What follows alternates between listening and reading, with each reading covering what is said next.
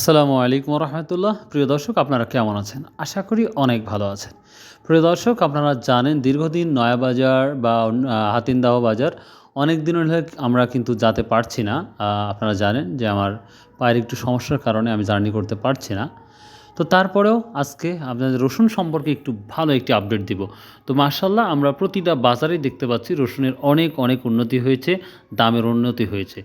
আজকে আমরা যদি নয়াবাজার নিয়ে আলোচনা করি, তো সেই সাথে দেখতে পাচ্ছি বাজার পর্যাপ্ত পরিমাণ ইনক্রিজ হয়েছে, ডেভেলপ হয়েছে।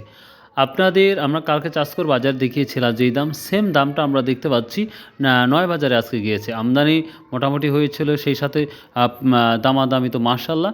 আমরা ছোট কোয়ালিটির রসুন, যে কোয়ালিটি ভেদে যে রসুন বিক্রি হয়, সেই কোয়ালিটি অনুযায়ী যদি আমরা বলি 1500 থেকে শুরু করে 3000 টাকা পর্যন্ত, বা 2950 টাকা বা 3000 টাকা পর্যন্ত সর্বোচ্চ কিন্তু দাম গিয়েছে রসুনের কোয়ালিটি ভেদে।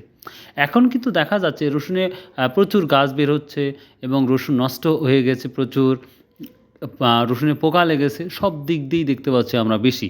তো ভালো মানের রসুন যদি হয় তাহলে 1500 থেকে শুরু করে 3000 টাকার মতো যাচ্ছে, এবং 1500 থেকে 1700-র মধ্যে কুচি রসুনটা দেখা যাচ্ছে, এবং 1800 থেকে 2300-2400 টাকা মাঝারি কোয়ালিটির মতো রসুন আছে, এবং সর্বোচ্চ 2500 থেকে 3000 টাকা কিন্তু ভালো কোয়ালিটি যে রসুন, সেই রসুনগুলোই কিন্তু বাজারে বিক্রি হচ্ছে।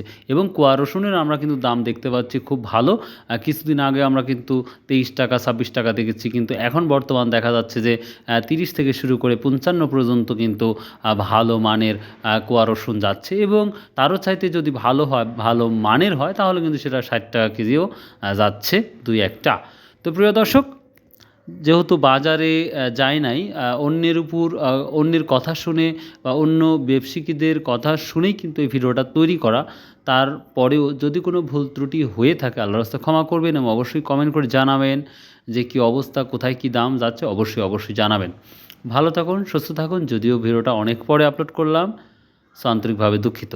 বাই, আল্লাহ হাফেজ। যদি সম্ভব হয় আসুন নামাজ পড়ি।